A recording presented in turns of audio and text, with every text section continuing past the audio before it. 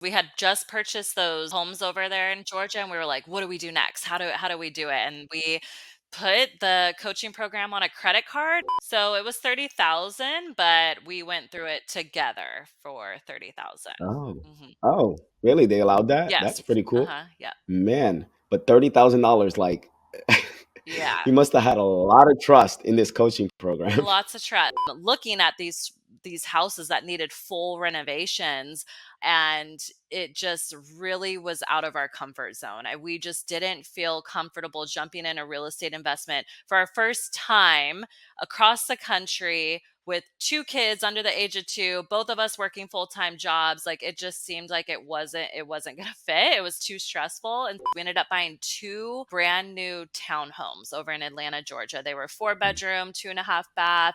We purchased them for 140,000 each, and then we Wow, ended up selling them, I think, exactly a year later, 18 months later, for 180 each. wow.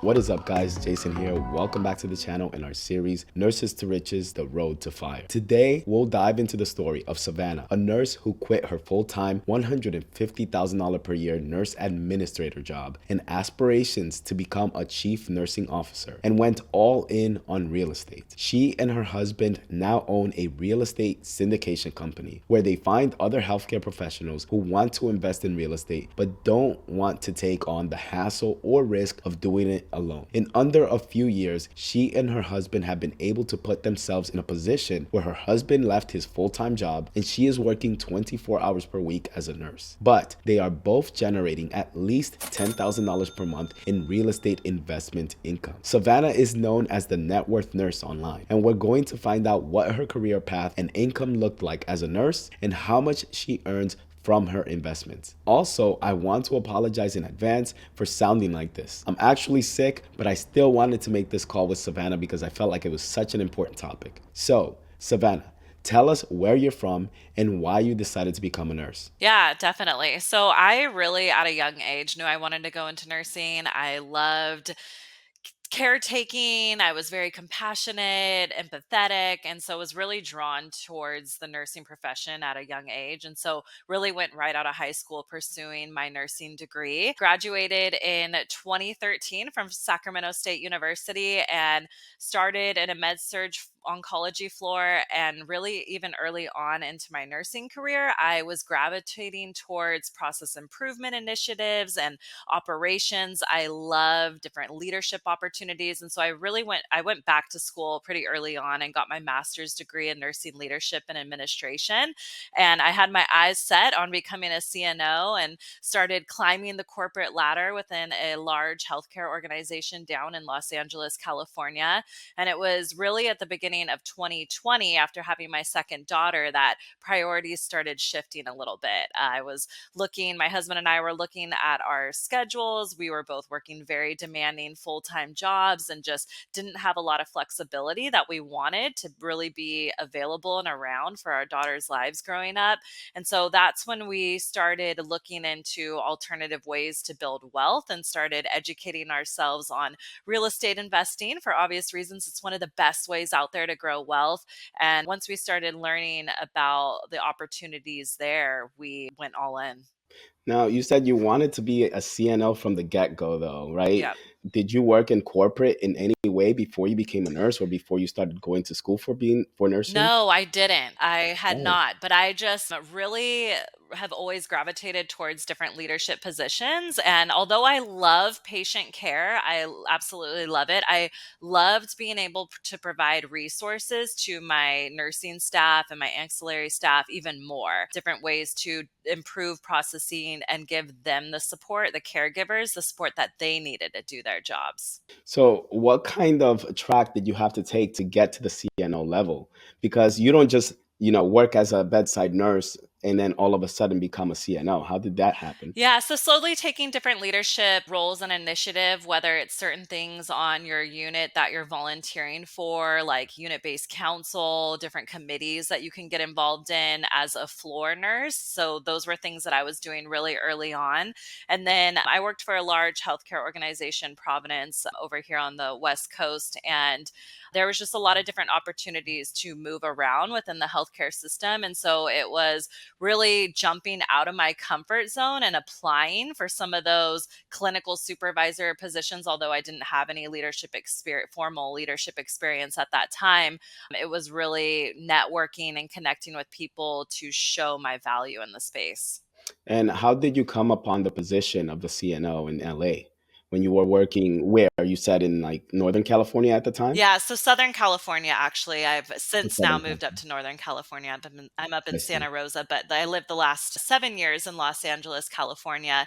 And it was really just climbing the ladder. So I started at a clinical supervisor position. I did that for 3 years. I oversaw a busy orthopedic practice in Los Angeles, California. We had 11 surgeons, 4 different offices. I had about 20 direct reports. That was in an ambulatory setting. And then did that for 3 years and then went back into the acute care setting in an assistant manager role, overseeing cath lab, special procedures, GI lab, non-invasive cardiology. And then at that point, through the COVID pandemic, there was opportunities to climb even further up the lines within the system I was with. But that was when I started investing in real estate and started to shift priorities to focus more on my business as opposed to working 40 plus hours a week building someone else's business. So, can you walk us through what the compensation looked like from the moment you became a nurse to the moment you became a CNO?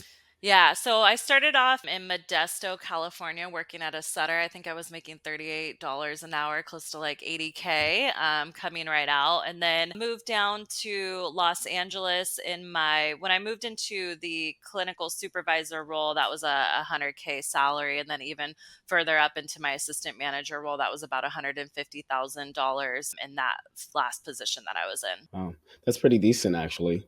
So, can you tell us how many hours a week were you working in each of these positions? Yeah, so as a floor nurse, just the 12-hour shifts, 36 hours a week, but moving into the leadership supervisor roles, it's salary positioned. So they were Monday through Friday roles. 8 to 5 was when I was working as a clinical supervisor for an ambulatory practice. And that's because our office doors were open Monday through Friday, 8 to 5. And so needing to be there Mm. to oversee the clinical operations for the different offices there. And then when I moved back into acute care for an assistant manager role, I was working Monday through Friday, usually 8 to 5 was my hours. But depending on what was going on, I would occasionally get calls and texts in the evenings, on the weekends for sure. I mean, Monday morning, it would be at least 4 call offs, right? So, yeah, it was a lot of outside hour work as well.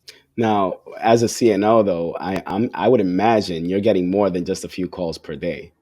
Yeah, I never made it all the way up to the CNO role. That was when I started I moving see. into real estate investing and started Uh, focusing on that primarily. So, yeah, gave up that dream to pursue another. but okay, so you said you had your second child at that point when you decided to make that change, Yes. right? Now, I know a lot of people say that they want the freedom to be able to spend time with their children because I'm in the same position now, right? Like my wife and I, it's funny because my wife and I used to travel a lot. And I remember when we would go on our vacations, I would tell her, listen, I think we should be investing our money instead because you never know what's going to happen in the future. If something happens to me, if something happens to you, we need to be able to support ourselves without each other being present, right? So then our son came along. We already have a daughter, but our son came along, and that's when my wife's mentality changed. Like a light switch moment came, and she was like, you know what? Maybe we should look at something else instead of our W 2 jobs, which is why we're so focused on growing our brand and growing our business now. And she's fully on board now.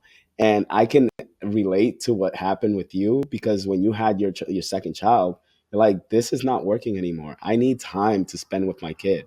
Like, I want to see them grow, right? And I'm sure that's probably what you were feeling at the moment. And it takes something like that in order for you to really make a change.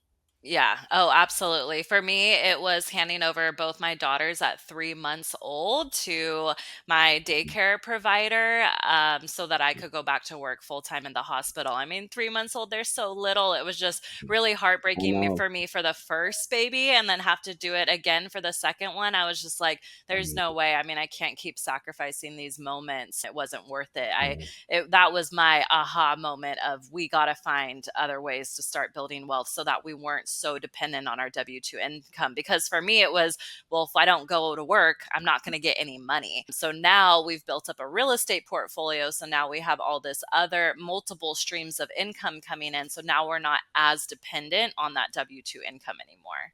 So tell me, how did your experience with real estate first begin?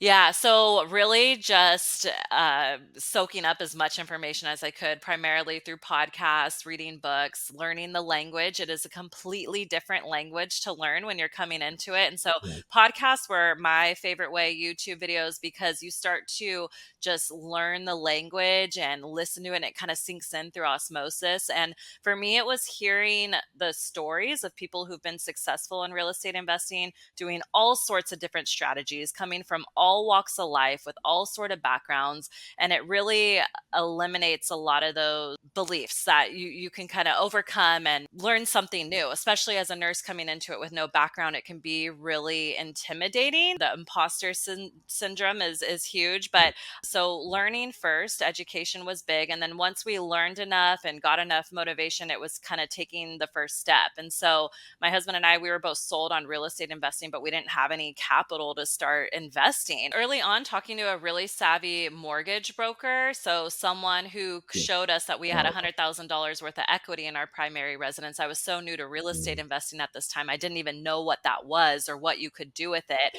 I didn't realize that you could take that money out on a second mortgage at a four and a half mm, percent interest rate, use it to invest in cash flowing real estate so that it pays off that interest and puts money back in your pocket every month. And so that's where the aha moment of cash flow came in, and multiple streams of income. The more money that would be coming into our lives is the less mm. time we would have to be spending at work.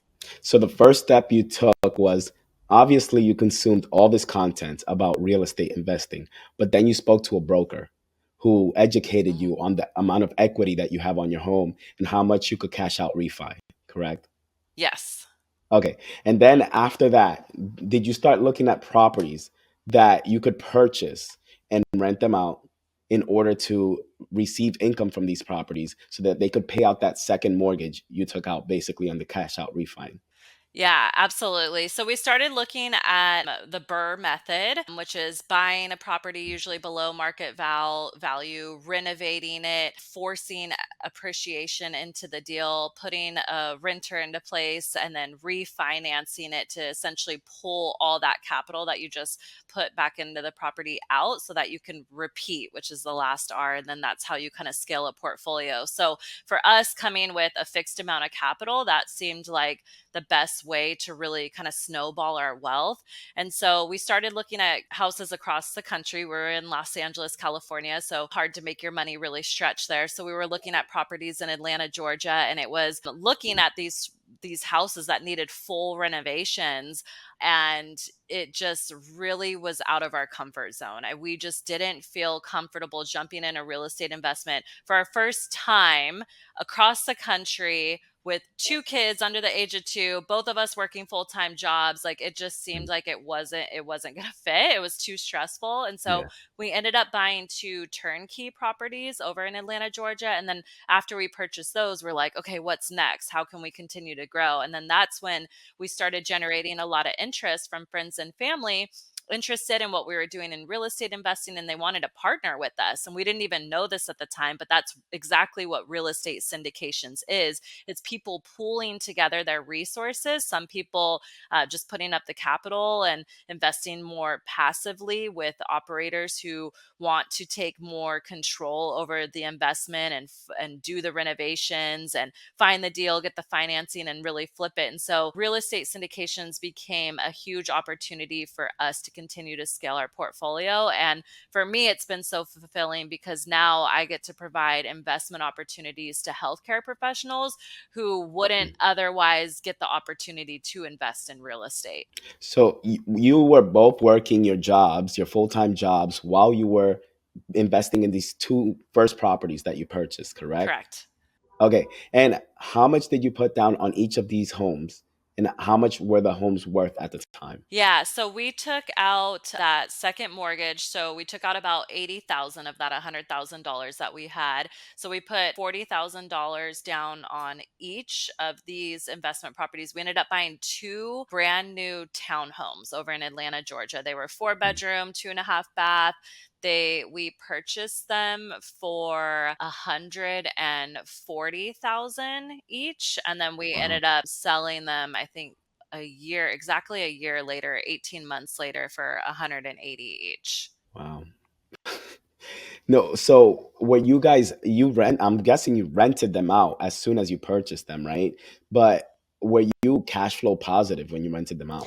Yeah, so we rented them out to long-term renters. The property management place, it was a build to rent project. So the builders Mhm. actually implemented their property management company and they found the renters for it. So we were cash flowing like Oh, a couple $100 a month on each property. But one of the properties at 6 months, we had a tenant turnover and they just, I mean, I don't know what happened with the paint in the unit, but it needed to be mhm, completely repainted, which was like $5,000. So that completely wiped out all of our cash mhm, flow.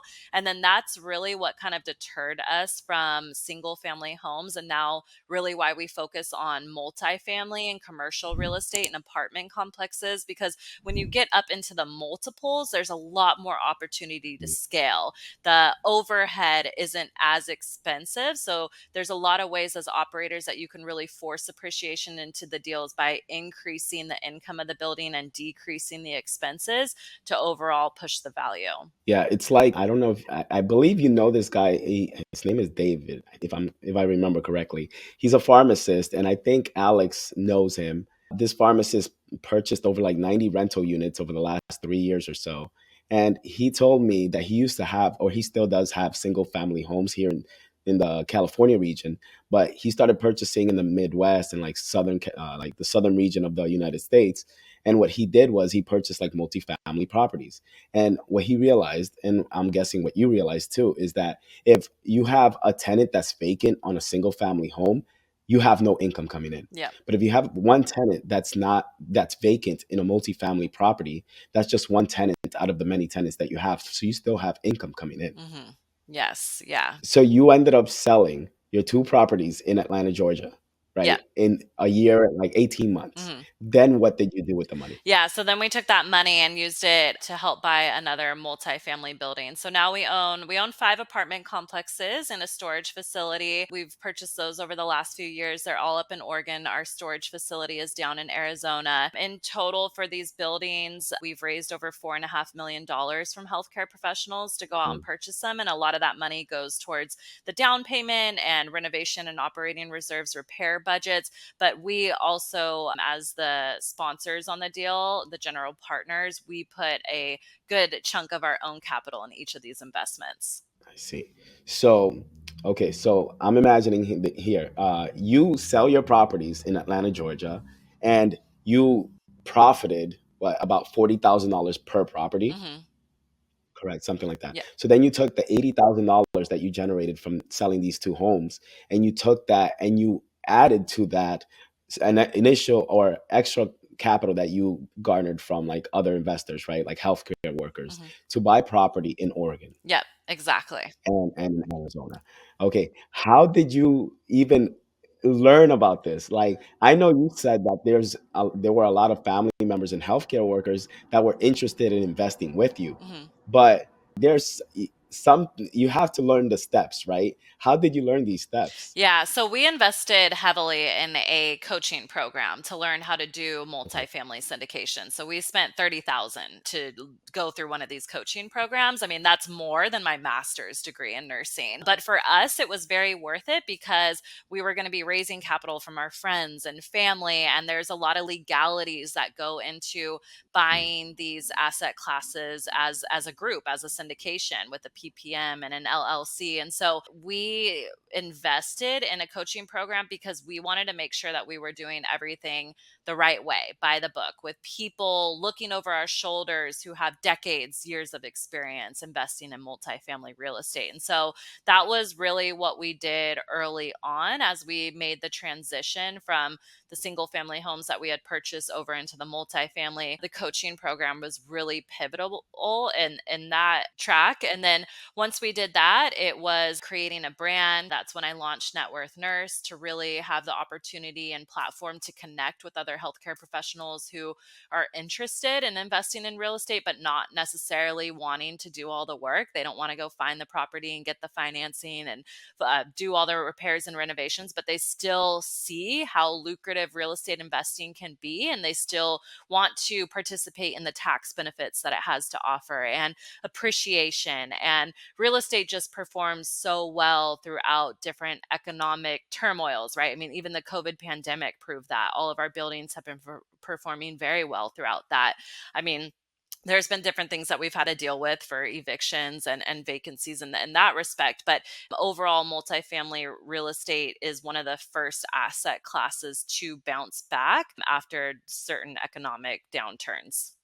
So, did you invest in that course before you sold your homes in Atlanta, Georgia, or after? We invested in the course before because we had just purchased those homes over there in Georgia, and we were like, what do we do next? How do we do it? And we Mhm.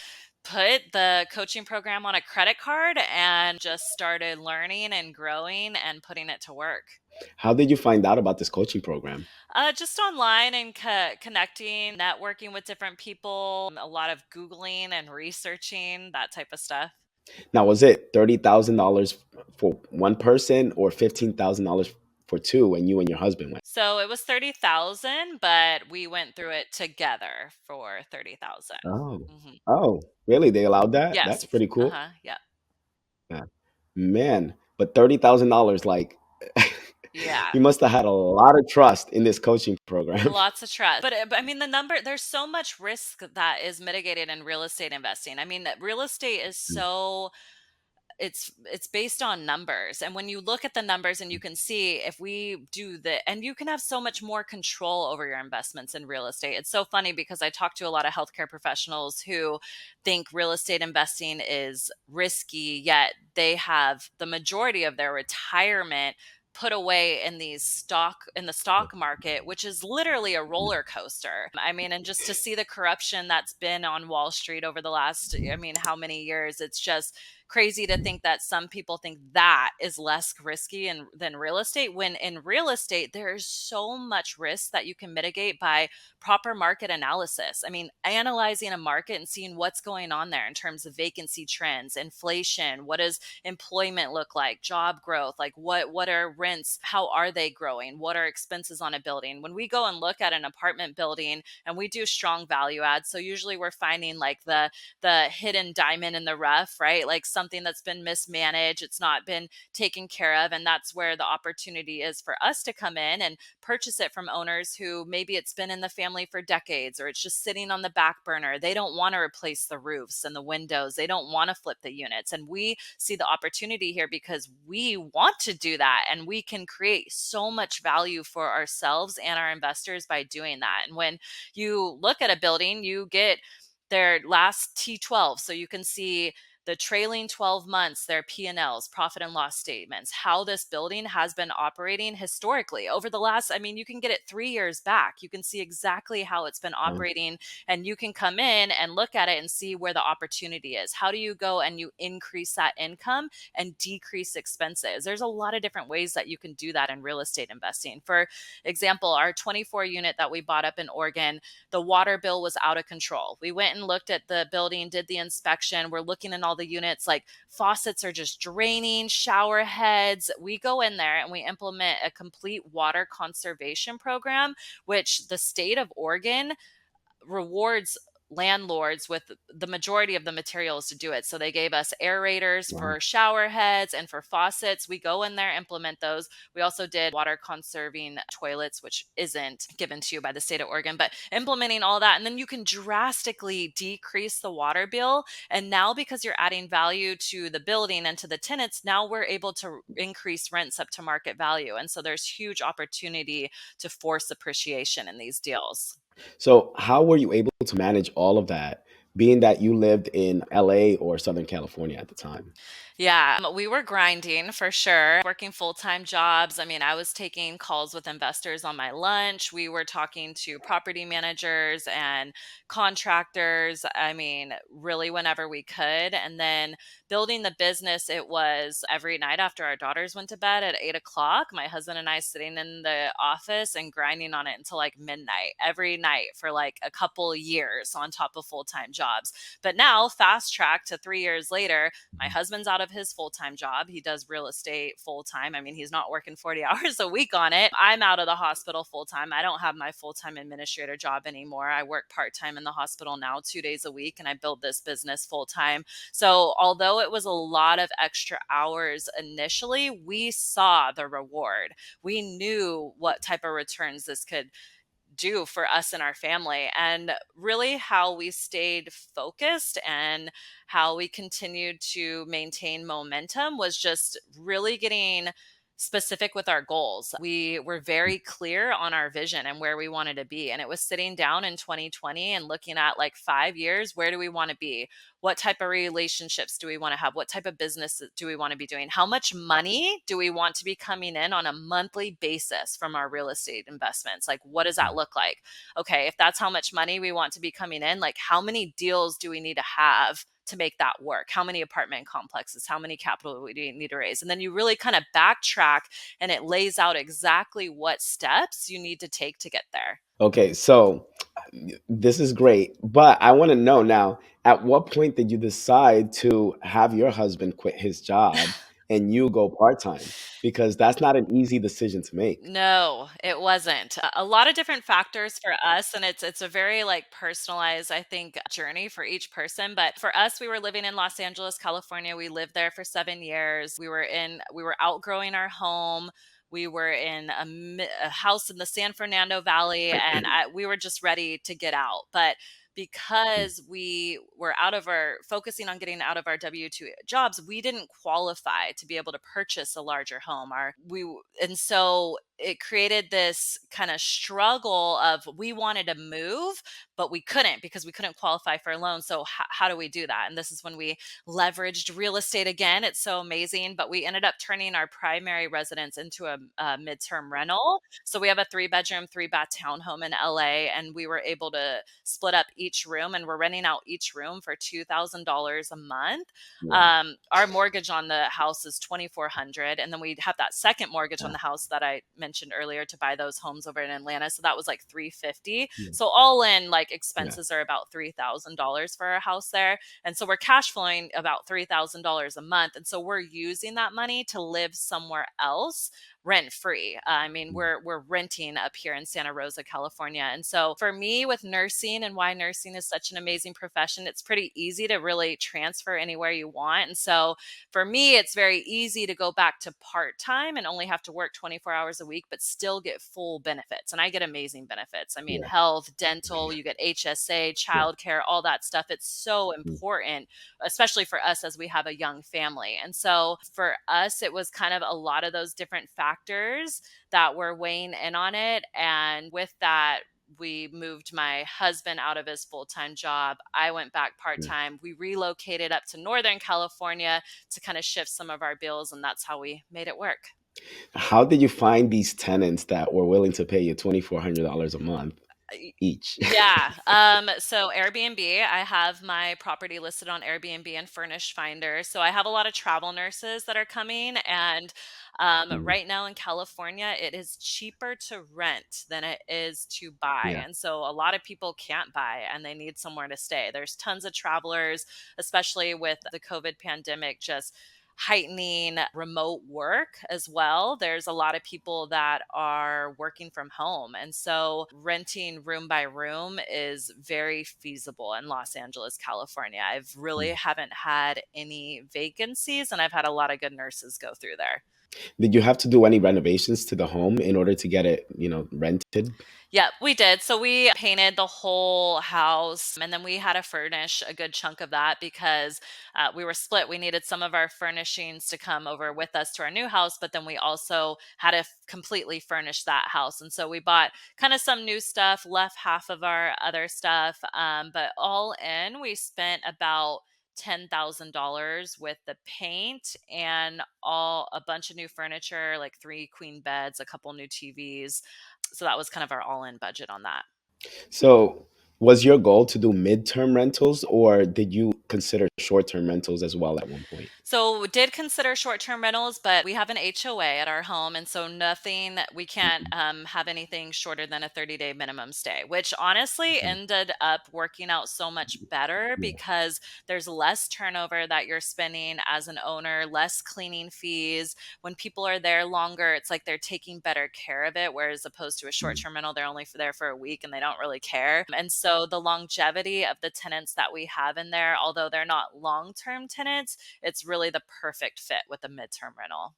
And do you have vacancies often, or are you like fully rented throughout the year? Yeah, really no vacancies. The cool thing about Wow. Airbnb too is their technology is so amazing that you can kind of tweak your nightly stays so that it's based on demand. So there's different opportunities Mm. there to that you can use to prevent yourself from having any vacancies. But I'm pretty vigilant on there, and so I'm always even on Furnish Finder too, if I'm seeing a tenant that's going to be moving out, looking to see if there's any other options for people to move in. So I'm always looking ahead. Cool. So now I want to focus on the real estate syndication for people who want to invest in real estate, but they don't want to do it themselves. Walk me through what the process would be of someone who's interested in investing money with you. What would a return kind of look like? I mean, the return might be different for every property that you look at, Mhm. right? But what is a typical return for your investors? Yeah. So for our investors, we're looking to get them 100% ROI on their investment. So our hold for our buildings are usually 5 to 7 years. That's how long it takes us to really kind of flip the building, is what we're doing with these apartment complexes. So for an investor who our typical investment's $50,000, our starting investment. So if they're investing $50,000 with us, our goal is to get them that $50,000 back plus another $50,000 on top of that throughout the lifetime of the investment. So on average, we're earning anywhere between 15 to 20% averaged annualized returns. So this is the number that you'd want to compare to the stock market, which historically does about 6 to 7%. So I always highlight for healthcare professionals, it's a great way to diversify your portfolio. And there's lots of different ways you can invest with old retirement accounts. And so it's just a different way that you could grow your wealth at a lot faster rate than you could in the stock market. So 100% ROI, 15 to 20% average annualized return. And then our cash flow is anywhere between like 7 to 10%. That's our cash flow. And our investors invest with us when we go out and we look for a building. Once we find one, we do a presentation. We do a 30-minute deep dive into the market, why we love the market. We show all of our numbers, show projected returns for our investors, and then kind of a timeline. And then at that point, our investors choose to invest with us, and then they get all the legal documents. It's about 100 pages of legal documents. It's pretty dense, but we purchase all of our properties in an LLC, and then every investor who invests with us, they own a percentage of that LLC depending on how much capital they're investing. So they're part ownership in the building, which is so cool. Even as a passive investor, to be able to jump in on these, they still get to participate in huge tax benefits as well, and then also the appreciation that we see in the real estate deals. So, do you have like a list of properties that are just waiting for investors, or are you first finding the investors and then looking for the properties? So both at the same time, always. I'm always taking calls with investors, connecting with other healthcare professionals who are interested in these type of investment strategies. To date, we've done around 2 to 3 deals a year. They are heavy lifts. They take about 90 days at minimum to close, sometimes longer than that, especially during the pandemic. Things were kind of drawn out a little bit longer. But so, yeah, we do a couple a year. So, usually, if have investors who hit me up in the in between time, we kind of put them in an investor list or an investor like standby pool. And then I always keep in constant communication with them, provide them any educational resources or additional information that they want. But we give them access to our portal. So we have an investor portal where people can come and take a look at our current investments and how those are doing, and then also have opportunity to see future investments as well. I see. And when you're raising capital from all these healthcare investors or healthcare professionals that want to invest in your properties, are you using all of the money from the investments to, to purchase these properties, or are you also getting a mortgage in addition to the money that you're raising for from the capital? Yeah, so we're always getting financing on these deals. Leveraging debt is a huge, huge opportunity in real estate. Really, not even in a lot of other countries do you have the opportunity to go out and buy $1 million property with only $250,000 down. I mean, that's Mhm. really unheard of in other places. So, huge opportunity to leverage debt from large financial institutions. I mean, they're putting the majority of the capital up front for these investments, which is huge. So the capital that we raise for investors, the majority of it goes towards the down payment and then renovation budget, because we do strong value adds, so pretty big renovations in all our projects. And then we do like an operating reserve. So that's where all the capital goes when we go to purchase these buildings. So, how much have you generated from the property in Oregon and in Arizona so far? Yeah, so they're all doing great. We're just getting started to exit on our second building that we bought. I just made an announcement yesterday. Actually, we're going to be selling our 24 unit building that we bought up in Oregon.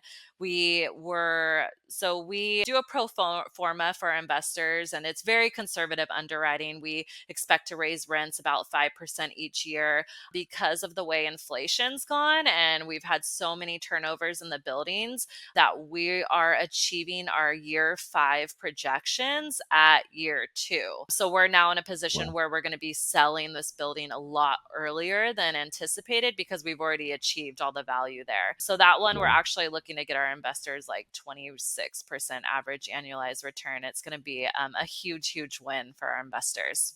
Now, is it harder for you to, because you just said that you guys are getting such a high return on this, but is it harder now with the high interest rates than it was, just 2, 3 years ago? Yeah, I mean, we'll see when we go to sell this building. I mean, it'll be our first sell, but I mean, just being so heavy in the real estate industry over the last few years, there's so much opportunity. I mean, where one person might think something might not work, there's five other people who are willing to jump on it. And so there's a lot of different, I Mhm. mean, the people that I've seen be most successful in the real estate space, and I watch a lot of influencers and follow a lot of people on social media. I mean, the people that are the most successful are the ones that are willing to be the most creative. So, the ones that don't take no for an answer. And if they do receive that answer, thinking of alternative ways to still achieve the goal. So, I think there is like a lot of uncertainty for sure in the real estate market with high interest rates, but I still think it's a very, very strong asset class and a huge investment that we're all in on. So for people that are tuning in right now, Savannah and I, we actually had this discussion maybe like 2 months ago or so, and the call was not recorded the entire time that we were doing this. So, but I remember you told me how much you were making per month from your real estate income. Can you just let the audience know how much you're making per month? Yeah, so we've hit our $10,000 a month in real estate income. I think for this last month we were at 15,000. That's cuz we got some early payments on our midterm rental in LA, and so we hit 15,000 for the month of September. We just went over those numbers this week. But yeah, that's what we're collecting each month now in real estate. And what is your goal, your income goal per month? Let's say in the next 3 years. Yeah. Oh man, that's such a good question. I think our 5-year goal when we originally sat down was to have 30K a month in real estate investing. I mean, we shot for the stars for sure, but we're working on a lot of different things now. I mean, we're still building real estate, but I'm also building a startup financial wellness platform for healthcare professionals, Invest Health. That's really been my huge focus over the last year or so. But real estate has provided so much freedom in our lives, and it's now really allowing me the ability to fund my startup. So, yeah, lots of opportunity there. Are you earning any income from your the influential side of your business, like social media? Yeah, I mean, there's tons of different ways to earn money from a brand, whether it's like referral agreements. I've done promotional posts with different scrub companies and different products to feature their products that use and love, and I can get a commission off that. So that one way I've monetized it. I have a couple courses. I have a personal finance course and a real estate investing course geared towards healthcare professionals that are evergreen. So making income from those as well.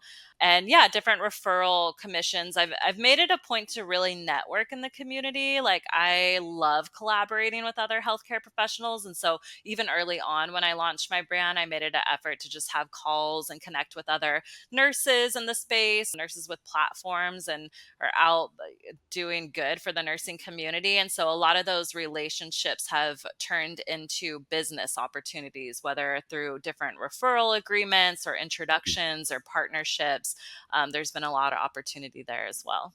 And how do you find your customers right now, or do they find you? How does that happen? Social media has really been the biggest thing. I mean, I'm all in on that. I really went big on Instagram. That's really my favorite. I think in 2021 or 22, I made it a goal to do like 30 reels in 30 days and grew my following, I Yeah. think like 5,000 followers in a few Wow. months. So that was back during the pandemic when everyone was sitting around hanging out on their Yeah. phone. Definitely not as much engagement now as there was Yeah. back then. But yeah, it's really just adding value, creating content. I do a ton of blogs, webinars, meetups. Recording podcasts is one of my favorite things just because that's what gave me motivation when I started. And so I just continue to record those to hopefully inspire and motivate anyone else to get started in real estate investing. But social media is really my biggest. You know what? I think you should give TikTok more attention than you currently do, because my TikTok following grew from I think at one point I had like 300 subscribers, and then I actually started posting because I was just like posting nonsense. But then I started posting stuff that was relatable to my viewers. And when I did that, I think I only posted one video per day for like 2 weeks. It Hmm. was just 2 weeks, and my subscriber count or follower count went from 300 to like 7,000 in Wow. 2 weeks. Wow. Yeah. Yeah, yeah. And then I stopped posting. I mean, I'm going getting back into it, and I'm at 9,200 right now. But it's very powerful, and you can reach a lot of people that are interested in your content. That's so funny because TikTok's definitely not, I mean, I don't hang out there too often, but since Yeah, I've moved to this hospital, I've had a couple nurses that I work yeah, with that are like, "Are you that Savannah that's on TikTok? Is that you, net worth nurse?" And it's made me yeah, even my manager came to me and said that. And I was like, wow, a lot of nurses hang out on TikTok. yeah. I should probably be They focusing on do. that a little more. Let me tell you, the algorithm is so good at finding the perfect viewer for your videos. It is Oh. very good at doing that. So like if you just got to talk about what you do and what you provide to healthcare workers, and the algorithm will find the right people for you. Trust me. Love it. I'll have to give it a Yeah. shot. Yeah. Cool. So, all right. So you mentioned it earlier, but how can my viewers find you if they're interested in your content or if they're interested in investing with you? Yeah, I social media. So you can find me on Instagram, LinkedIn, YouTube, Twitter, TikTok. So Net Worth Nurse is my handle on all those. The Net Worth Nurse on Instagram. My website is networthnurse.co. I have a ton of information on there, and I love chatting with healthcare professionals. If it's whether you want to invest in one of our deals, if I can help you get started in your own investment, if you're just looking for a sounding wall, like I love chatting real estate with healthcare professionals. So, yeah, if you're remotely interested in anything I'm chatting about, please reach out. I'd love to chat. If you guys enjoyed this video and you want to see more like it, make sure you click on this playlist here and you like, comment, and subscribe to our channel.